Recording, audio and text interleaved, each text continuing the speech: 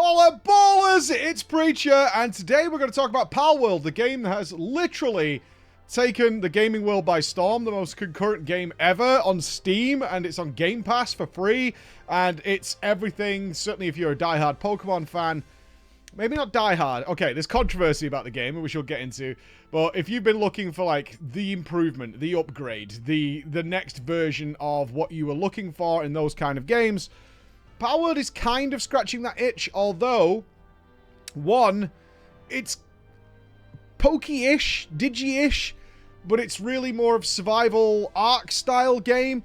It's the best description I've seen of PALWORLD, which I actually thought was quite fitting, is it's bits and pieces of every popular game all thrown into one. It's got your loot chests, it's got your base building, it's got survival elements, it's got slavery of creatures to do monotonous jobs for you. So that in that element, it's got automation and factory building built into it. It's got collection, it's got guns, it's got bosses, and they're adding more and more and more to the game. It has all of those successful elements thrown together. It almost feels, when playing it, it almost feels like an AI. They, like, type into ChatGPT or whatever, is like, make a very popular game, and it just went, right, what's great about every game? And let's kind of mush it together in a really simplistic fashion so that everything kind of works, and then keep the actual mechanics of the game really puddle deep. It's not super deep. And then on top of that, just add a load of comedy and fun on top of it, right? If you want Drowzo, or Drowsy, or whatever he's called, or Depresso, that's what he's called, Depresso, to do some mining, he looks depressed while he's mining, and it's kind of funny, right? It's kind of funny. If you want to get chased by a giant love slave, then we'll have raids on your base by fangirls, which are big boomer cats that'll look after you, and they'll do silly animations when you pet them, and they'll be all sort of suggestive and sensual and things like that. But controversy goes deeper than that, as I'm sure some of you are aware of, in that it does appear, at least at the moment, the models of the game are like straight rips from Pokemon and stuff like that. And for that reason, at least one of my team, Chris, refuses to touch this game, because there was a lot of controversy at the start about AI art. Obviously, he's our artist. He makes a lot of his own art and finds the AI art thing particularly egregious to him, as it's his work, as well as, of course, many others that are utilized for companies to just generate, like, oh, okay, yeah, you use that and do that. This is not the place for the AI art discussion. It's something me and Chris have talked about a hell of a lot, and maybe if you want to see that, we can talk about it a bit, and Chris can express his thoughts. But the other side of the controversy is, despite all this sort of miasma that's floating around the game, it's really fun. And that's undeniable. And for that reason, a lot of gamers, in fact, most gamers, are overlooking any sort of bad eggs about the game in order to, because they're just having a really good time with it. And that is a difficult dilemma to deal with, and whatever the future of PALWORLD looks like. So far, Nintendo are, like, particularly litigious, I should say, not religious, litigious, if they see a real problem. So it'll be interesting to track what happens with PALWORLD. So I'm aware of all those. Basically, I'm just saying I'm aware of all those things, and I just wanted to talk about the game itself. So we jumped in. I've had about 9 to 10 hours in the game. I'm playing a little bit at home when I get some chance. It's quirky and fun, and it is fun. There's no getting away from that aspect of it. It is fun. It's a very fun game. I was surprised. I think their marketing campaign was really well done, because all the trailers kind of just showed a meme game, like something goofy that probably a lot of streamers and people would play for a laugh for a couple of hours, and then move on to something else. And there are tons of games that fall into that category where they're like, oh, it's silly and stupid, and if you play it for a little bit, you'll have a good piece of content, a lot of fun, little silliness, and then it'll sort of like dry up really quickly and be like, okay, we're ready for the next thing. But this game did not do that. In fact, it just kept going, and more people were begging for just more of it. We want evolutions in the game. We want to do more things, more and more and more of every element, essentially. I want bigger and better raid bosses. I want more multiplayer options. I want to be able to do this and that. So I'll talk about my experience here. Going into it, I came in with the Pokemon with Guns mindset, because that's what the marketing showed.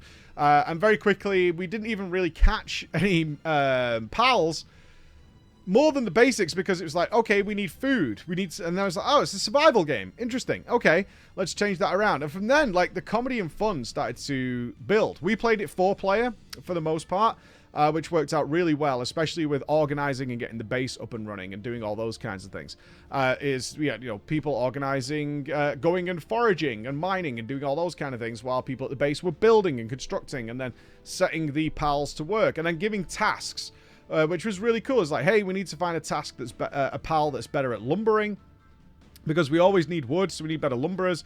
We need better miners. Try and catch a load of pals that will give us that sort of resource in a better way. So I found we call him Wide Nessie, but I found Wide Nessie that had level 3 lumbering and just took care of that situation for us. And then, of course, automating, they need beds. And then the comedy element of it is that, like, their sanity's draining because you have enslaved them, essentially, as well as people. A wonderful player, Boris, was just constantly just trying to catch people and get them to work for him, enslave them into the process and get them to work, and their sanity drains and they become depressed. And it's like, it's funny in, like, a sick way, which a lot of this game is like, oh, now they're injured and now they need inoculating and you need to get medicines and drugs to keep them going and doing what they want to do. From that point on, it was the exploration game. Every element I'm going to talk about is that it just needs a bit more, which is not unexpected because it was early access. It just needs a bit more. Like, the exploration side of things, I figured logically that moving to further away areas from the starting point should realistically start giving higher level pals that have high level skills, so you have a sort of steady upgrade path to go on. They're harder to catch, but the reward is, you get more resources, which allows your base to operate better. With a few of the islands we explored that were much further away from the starting point, that didn't really happen. Ran into a lot of humanoid NPCs that were higher level. Occasionally some outdoor world bosses, we'll call them, which were out there, which were the focus. But generally speaking, the day-to-day pals you'd run into, even quite far away from the base, were still, of low-level quality, just different variations on a theme, so water-based, fire-based, etc., which you can obviously use to cook your food and do all that kind of stuff. But that was an element I would like to see improved on, is like really finding a new area should be a little bit more rewarding and interesting, but ultimately it's finding the new pals that's fun, right? That's the nature of the game. Is like, oh god, what is that creature? Oh, it can fly. Can I put a saddle on that and mount it? Yes, I can. I can fly on that thing and make it work for me.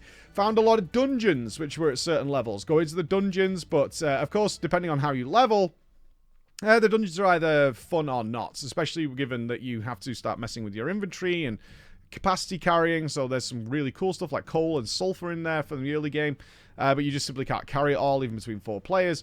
So it's like going backwards and forwards. So those kind of things are all there to be fixed. It's like, okay, well, let's get some companions that will enable us to carry more.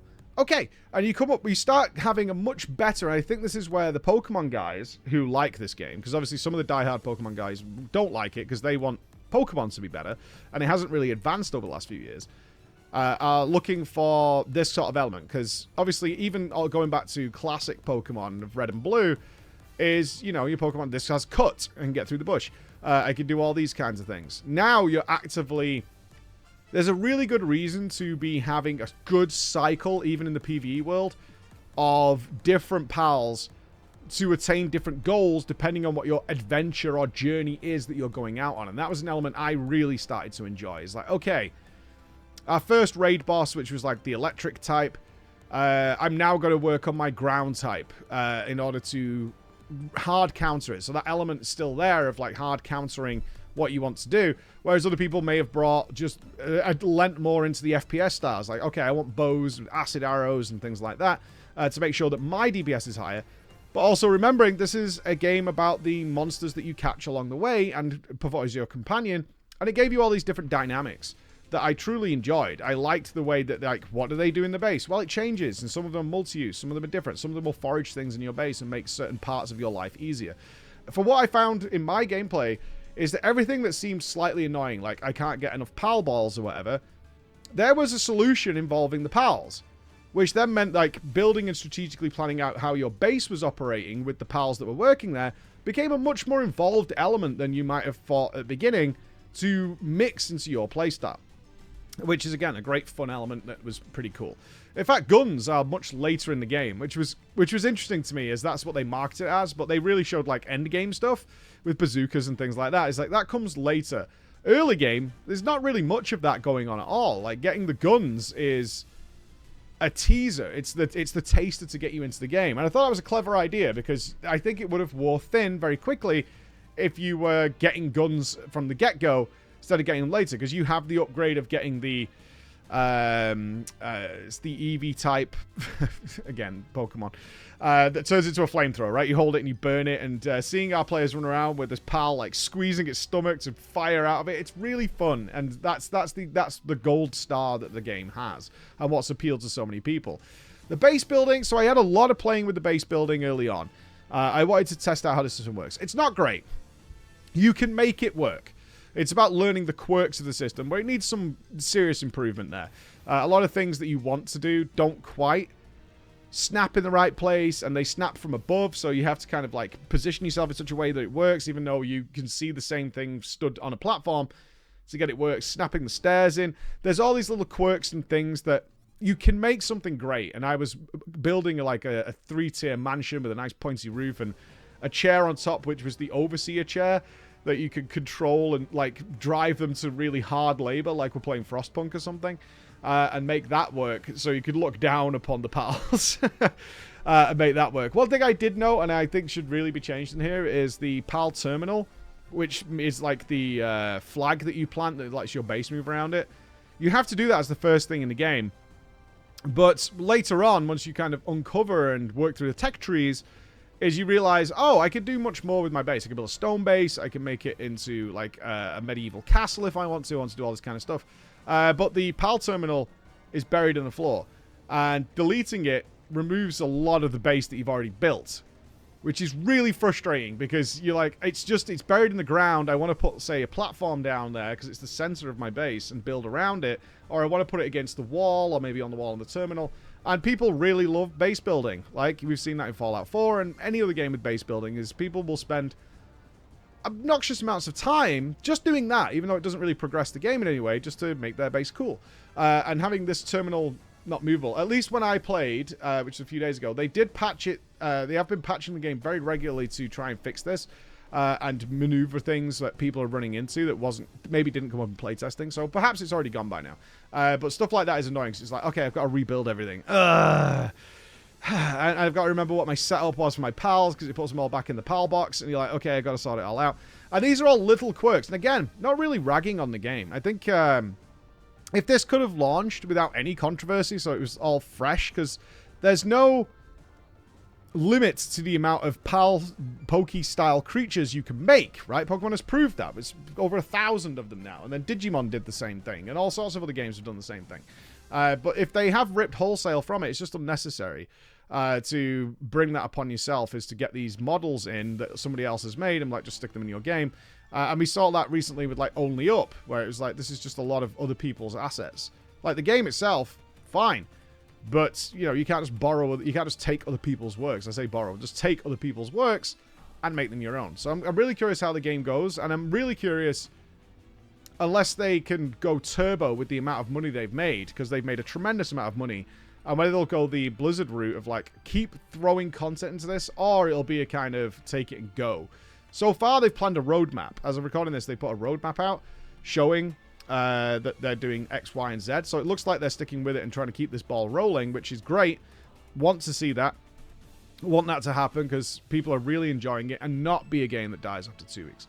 I'm going to leave it alone for now until it's like a bit more cooked, I guess is what I'd say. And then probably revisit in the future when we can do a 32-player server.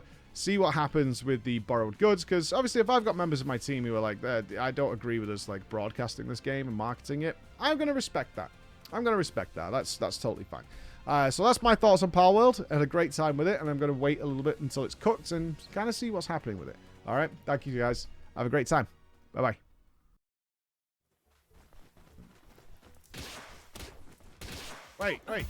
Wait, stop. Wait, you can catch him! What? Catch him! Oh. Oh, he's got a gun! Oh, he's packing heat! He's packing heat! He's got a gun!